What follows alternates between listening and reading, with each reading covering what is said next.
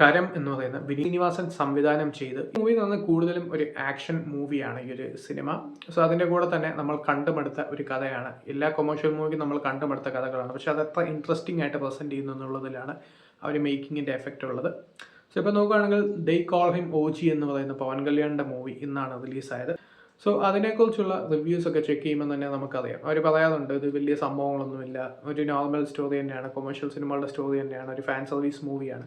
പക്ഷെ അതൊക്കെ എങ്ങനെ ഇൻട്രസ്റ്റിംഗ് ആയിട്ട് പ്രസൻറ്റ് ചെയ്യുന്നതിലിരിക്കും സിനിമയുടെ വിജയം എന്ന് പറയുന്നത്. പക്ഷേ ഇവിടെ അത്യാവശ്യം നല്ല രീതിയിൽ ഇൻട്രസ്റ്റിംഗ് അല്ലാത്ത രീതിയിലാണ് ഈ ഒരു മൂവി പ്രസൻറ്റ് ചെയ്തിരിക്കുന്നത് എന്നുള്ളത് ഈ ഒരു സിനിമയുടെ നെഗറ്റീവാണ്. കാരണം റിച്ച് ആയിട്ടുള്ള മേക്കിങ്ങും സിനിമാറ്റോഗ്രഫിയും സംഭവങ്ങളൊക്കെ ഉണ്ടെങ്കിൽ പോലും സിനിമയിൽ എവിടെയും ഒരു ഇമോഷണൽ ആയിട്ടുള്ള ആ ഒരു ഡെപ്തും കാര്യങ്ങളും, ആ ക്യാരക്ടേഴ്സ് തമ്മിലുള്ള ഡെപ്തൊന്നും കാര്യമായിട്ടില്ല.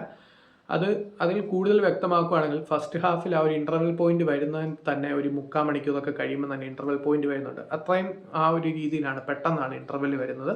സോ അത് കഴിഞ്ഞാണ് സെക്കൻഡ് ഹാഫിൽ കോമഡിയൊക്കെ ചിലയിടങ്ങളിലൊക്കെ ഇത് വരുന്നുണ്ട്. ഈ ഒരു ഹ്യൂമൻ ട്രാഫിക്കിംഗ് എന്ന് പറയുന്ന പ്ലോട്ടിനെ കുറിച്ച് പറയുമ്പോഴും അതിലും കോമഡിയും സംഭവങ്ങളൊക്കെ വരുന്നുണ്ട്. സോ അത് സിനിമയുടെ ഒരു പ്രധാന പ്രശ്നമാണ്. അതല്ല തന്നെ സിനിമയിലുള്ള ഡയലോഗ്സ് ഒക്കെ അത്യാവശ്യം നല്ല രീതിയിൽ വർക്കൗട്ട് ആയിട്ടില്ല. കാരണം ആ ഒരു ലെവൽ ഡയലോഗ്സ് ആണ് സിനിമയിൽ കൂടുതലും ഉള്ളത് എന്നുള്ളത് സിനിമയുടെ ഒരു നെഗറ്റീവാണ്.